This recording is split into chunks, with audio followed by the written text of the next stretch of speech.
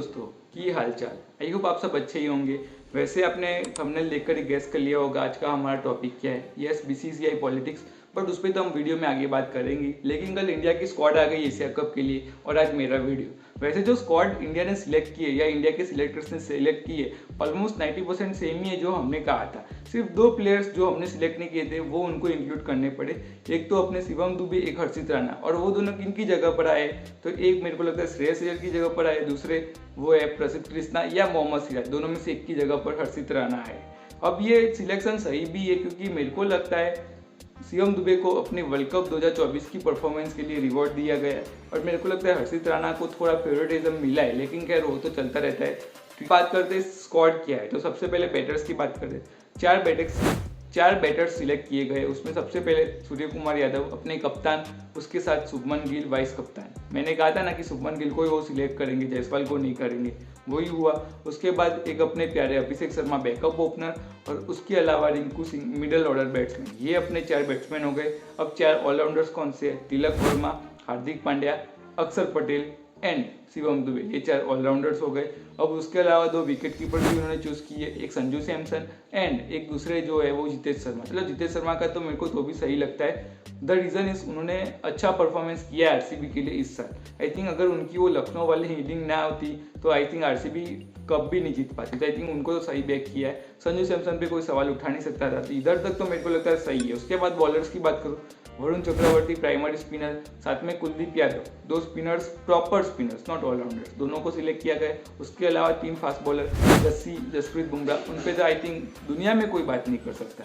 उसके अलावा Arshdeep Singh I think highest wicket taker for India, 99 wickets उन्होंने लिए। तो आई थिंक वहाँ पे भी कोई बात नहीं कर सकता। हर्षित राणा, अब हर्षित राणा पे थोड़े सवाल उठ सकते हैं क्योंकि उनसे ज़्यादा अच्छी परफॉर्मेंस आईपीएल में मेरे को लगता है प्रसिद्ध कृष्णा ने की थी। इवन तो मैं मोहम्मद सिराज का फैन हूँ बट आई थिंक प्रसिद्ध कृष्णा डिजर्व करते थे प्लेइंग 11 का तो नहीं बट एटलीस्ट स्क्वाड का, क्योंकि आई थिंक उन्होंने इस बार पर्पल कैप भी जीती थी। तो आई थिंक आप उनको ले सकते थे। बट अगेन गंभीर को या सिलेक्टर्स को ये लगा कि आप प्रसिद्ध कृष्णा के बदले हर्षित राणा के साथ जाइए।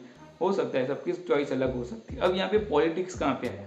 सबसे पहला पॉलिटिक्स आया, आपने एक डिजर्विंग बंदे को रिजर्व्स में रखा, वो भी किसको? जायसवाल को। अभी अब पॉलिटिक्स क्यों है? क्योंकि जायसवाल 2024 के वर्ल्ड कप का हिस्सा थे एंड शुभमन गिल रिजर्व्स में थे। अब ये उल्टा कैसे हो गया? क्या ये 12 महीनों में उनकी परफॉर्मेंस कम हुई है?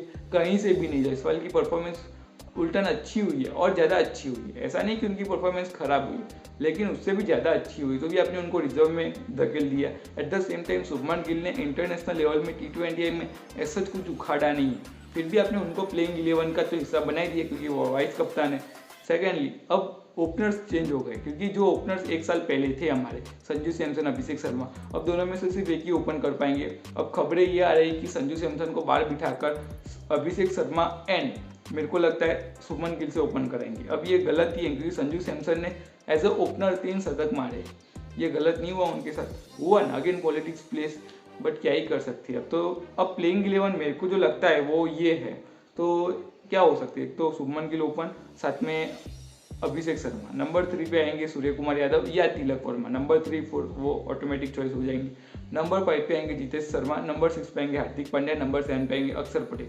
अब नंबर 6 पे अक्षर पटेल आ सकते हैं, नंबर 7 पे हार्दिक पांड्या आ सकते हैं, ऊपर नीचे हो सकता है। नंबर 8 पे मेरे को लगता है वरुण चक्रवर्ती या हर्षित राणा। अगर उनको बैटिंग चाहिए होगी तो नंबर 8 पे हर्षित राणा को लाएंगे, नंबर 9 पे वरुण चक्रवर्ती को लाएंगे, नंबर 10 पे मेरे को लगता है वो होंगे अपने प्यारे हर्षदीप सिंह, नंबर 11 पे जसप्रीत बुमराह। आई थिंक ये हो सकती है बट आई थिंक ये प्लेइंग 11 में सिर्फ एक गड़बड़ है।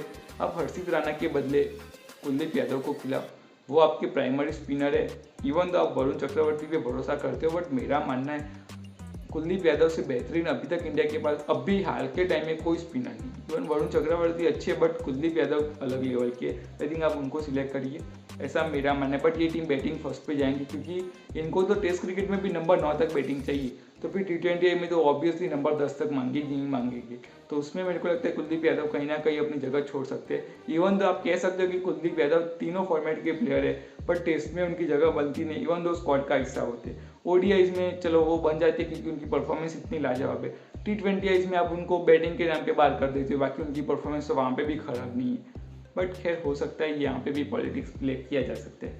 अब जायसवाल के साथ खराब हुआ but what else can we do. उसके अलावा मेरे को लगता है श्रेयस अय्यर के साथ भी गलत हुआ, क्योंकि आपने शुभमन गिल को सिलेक्ट किया है, श्रेयस अय्यर को नहीं किया। मेरा मानना है यहाँ पे आपने गलत डिसीजन लिया, क्योंकि शुभमन गिल भी डिजर्व नहीं करते थे, इनसे ज़्यादा तो श्रेयस अय्यर डिजर्व करते, लेट मी बी ऑनेस्ट। क्योंकि आंकड़े भी देखो कि Shreyas Iyer as a captain अच्छा परफॉर्म किया है, एज ए बैट्समैन ऑल्सो अच्छी सर्किट से परफॉर्म किया है, पिछले 1 साल से बहुत रन मारे, तो भी आपने उनको सिलेक्ट नहीं किया और शुभमन गिल को कर दिया। आई मीन आई नो आप ब्रांड बनाना चाहते हो, बट किस दम पर, दैट्स द रॉन्ग थिंग, ऐसा मेरा मानना है। I hope you like this video. अच्छा लगे तो लाइक करिए, अगर आप शुभमन गिल के फैन और आपको बुरा लगा तो आप डिसलाइक भी कर सकते हो, बट ये सच्चाई है। Thank you.